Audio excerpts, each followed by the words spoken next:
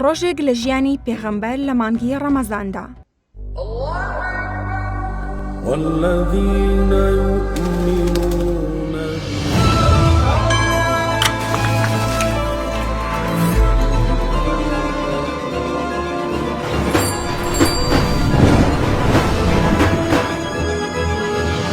لەوانەیە زۆرێک لە مسلمانان پرسیاری ئەویان لەلا دروست بوو بێت کە ئایا ژیانی پێغەمبەر لە ڕەمەزاندا چۆن بووە، چۆن بە ڕۆژوو بووە، چۆن بەربانگی کردووە، ڕۆژەکەی چۆن بەسەر بردووە. پێغەمبەر درودی خوای لەسەر بێت هەر ڕۆژێکی ڕەمەزانی لەگەڵێکێک لە خێزانەکانیدا بەسەر دەبرد و خواردنێکی کەمی دەخوارد، چەندەن کە خورمایەک یان کەمێک شیر لەگەڵ ئاو، هەندێک جارێک لەگەڵ هاوڵانی پاشێوی دەکرد. لە پاش پاشێ و دوورکات نوێژی دەکرد بە ئەندازەی 50 ئایەتێک، هەندێک جار لەو ئەندازەیەش کەمتر. پاشان لە ماڵەوە چاوەڕوانی دەکرد. پاشان بیلال بانگی دەفەرموو و نوێژی بەیانی بە کۆمەڵ بۆ دەکردن. لە مزگەوت دەمایەوە تاکو خۆرهەڵاتن یادی خودای گەورەی دەکرد. پاشان بە ئەندازەی 3 چارەک چاوەڕوانی دوورکات نوێژی چێشتەنگاوی دەکرد. فەرموودەی ئازیزمان هەیە لەو بارەیەوە کەوا ئەوەی بەو جۆرە بکات وەک ئەوە وایە حەج و عومرەیەکی کرد بێت. پاشان خۆشەویستمان دەچوە ماڵەوە و یارمەتی خێزانەکانی دەدا. تەنانەت لە ڕەمەزاندا گاڵتە و گەپی لەگەڵ خێزانەکانیشیدا دەکرد. ماچیشی دەکردن لە کاتێکدا بە ڕۆژوو بوو. لە پێشبانگی مەغریب زیکرەکانی ئێوارەی دەخوێن.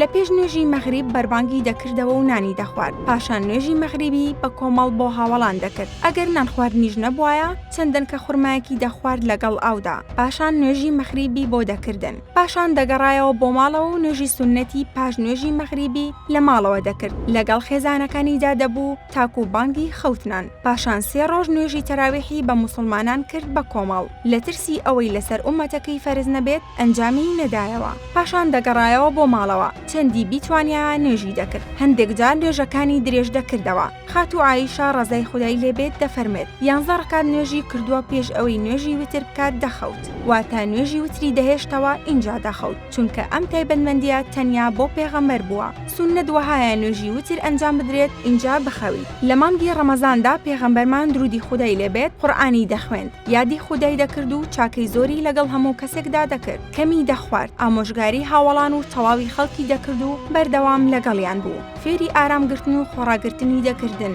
لە ماڵدا شەو نوێژی دەکرد و یارمەتی خێزانەکانی دەدا. دەشەوی کۆتایی عیبادەتەکانی زیاتر دەکرد و لە مزگەوت دەمایەوە بۆ ئەوەی بگات بە شەوی قەدر. تەنانەت ماڵ و منداڵی بەخەبەر دەهێنا بۆ ئەوەی پەرستش ئەنجام بدەن. زۆر یارمەتی هەژارانی دەدا لە مانگی ڕەمەزاندا. لە کاتێکدا خۆی زۆر دەوڵەمەند نەبوو، هەر شتێکی هەبوایە لەگەڵ خەڵکی بەشی دەکرد و زۆر نزای دەکرد لە مانگی ڕەمەزاندا. ژیانی سەروەرمان بەو جۆرە بوو لە مانگی ڕەمەزاندا.